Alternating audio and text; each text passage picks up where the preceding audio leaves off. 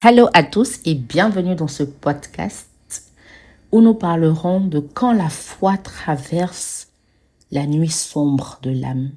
Parfois notre foi chamboule, elle traverse des moments difficiles, elle cherche Dieu lorsque nous traversons des saisons sombres. Prenons le cas de Job et la dépression qu'il a pu expérimenter. Aujourd'hui, nous allons parler d'un sujet souvent tabou, même dans le monde chrétien, la dépression. Le dictionnaire la définit comme un état d'abattement, de tristesse, de culpabilité et de sentiment d'échec. Mais la dépression est plus qu'un simple coup de bleu. C'est une souffrance émotionnelle incarnée. Elle touche à la fois l'âme et le corps.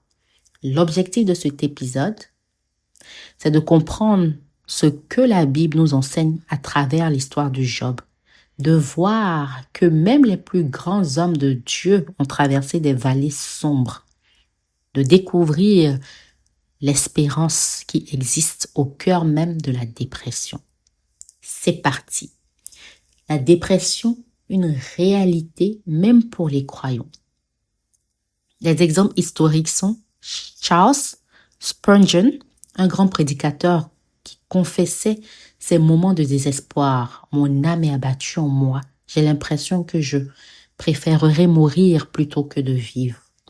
Le grand Martin Luther King, a vécu des crises de ténèbres si profondes qu'il tremblait de tout son corps. John Knox, ainsi que Adoniram Judson et John Bunyan ont tous connu la dépression de l'âme. Et ça, vous allez me dire, ce sont des âmes contemporains. Et si on regardait dans la Bible, même Élie et Jérémie ont crié à Dieu. C'en est assez, Seigneur, prends ma vie. Ces hommes n'étaient pas faibles spirituellement, ils étaient humains. Et nous le sommes. Et Dieu ne les a pas rejetés.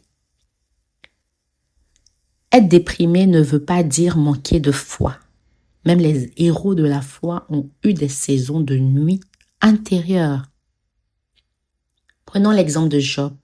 Quand tout s'effondre, Job perd tout, sa santé, sa richesse, ses enfants, le soutien de sa femme. Il est assis dans la poussière, malade et incompris. Dans Job 3, il ouvre enfin la bouche, il maudit le jour de sa naissance. Il se demande pourquoi il est venu au monde, puis pourquoi il a survécu et enfin pourquoi il vit encore. Job, dans la dépression, se pose tellement de questions. Est-ce que nous ne nous reconnaissons pas dans ce genre de saison? Job dit, pourquoi la lumière est-elle donnée à celui qui est dans la misère? La dépression altère la perception. Elle détruit même la perception. La dépression est comme un mirage qui envahit notre foi. Elle fait perdre le sens, la logique et déforme la vision de Dieu. Job ne veut pas mourir par rébellion, mais il ne comprend plus la raison de vivre. Dieu n'a pas condamné Job pour ses paroles.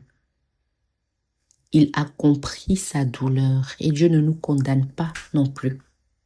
Lorsque nous posons des questions existentielles, lorsque nous traversons des moments difficiles, je comprends notre douleur. Et enfin, Dieu restaure. À la fin, il a restauré Job doublement. Dieu intervient toujours au bon moment propice. Comprendre le processus de la dépression. Job illustre ce que beaucoup ressentent. Perte de joie, perte d'énergie, pensée sombre, absence d'espérance. Qu'est-ce que tu ressens? Dis-moi en commentaire. Proverbe 18, verset 14. L'esprit de l'homme le soutient dans la maladie, mais un esprit abattu, qui le relèvera? Job traverse la dépression spirituelle. Son âme est attaquée, pas seulement son corps. Pourtant, il garde un fil de foi. Son âme est attaquée.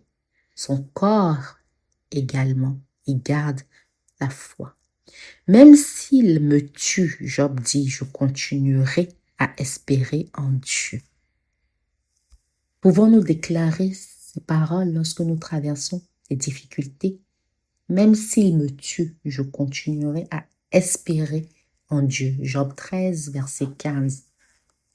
La Bible montre une progression. Au début, Job ne voit que la mort comme repos. Mais plus tard, il déclare, je sais que mon Rédempteur est vivant et qu'il me lèvera le dernier sur la terre. Il me lèvera. Je sais que mon Rédempteur est vivant. Sa foi a mûri au milieu de la douleur. Laisse ta foi mûrir au milieu de la douleur. La dépression n'a pas détruit sa foi, elle l'a purifiée. Dieu a félicité Job avant et après sa dépression. Vous n'avez pas parlé de moi comme serviteur, comme mon serviteur. La dépression ne disqualifie pas. Elle ne retire pas la faveur de Dieu, et Dieu merci. Elle peut devenir un lieu de révélation et de restauration. Nous avons diabolisé la dépression au point que les chrétiens ont peur d'en parler. Pourtant, il n'y a pas de honte à chercher de l'aide au travers de la prière, de l'accompagnement spirituel et même psychologique, et parfois par des soins médicaux. Que ça soit Job, que ça soit Spurgeon qu'on a vu, que ça soit Luther, tous ont crié leur douleur, mais Dieu les a relevés. La dépression n'est pas la fin, c'est un passage. Et au bout de la vallée, la lumière du Rédempteur brille encore. Le psalmiste même dit, quand je marche dans la vallée de l'ombre de la mort, tu es avec moi. Dieu est avec nous. C'est le plus important. C'est pas ce qui nous arrive, c'est qui est avec nous. Même quand les choses contraires nous arrivent. Si tu traverses une saison sombre, n'abandonne pas. Dieu te voit. Il ne t'en veut pas pour tes larmes. Il ne t'en veut pas pour tes questions. Il ne t'en veut pas pour tes sentiments éprouvés. Il ne t'en veut pas pour les réactions que tu puisses avoir. Il comprend ta situation, mais surtout ne pêche pas contre Dieu. Il te comprend et il t'aime. Le psaume 34, verset 19 nous dit, l'Éternel est près de ceux qui ont le cœur brisé. Et il sauve, c'est une promesse, il sauve ceux qui ont l'esprit abattu. C'est avec joie que j'ai partagé ce podcast avec toi. Dis-moi en commentaire ce que tu retiens, ce que tu apprends, ce que tu emportes.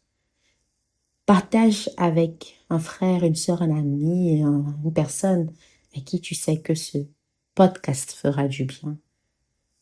Moi, c'est Souveraine Amouako et sache que Dieu est avec toi. C'est ce qui faisait prospérer Joseph, c'est que Dieu était avec lui. Tu as tout. Shalom.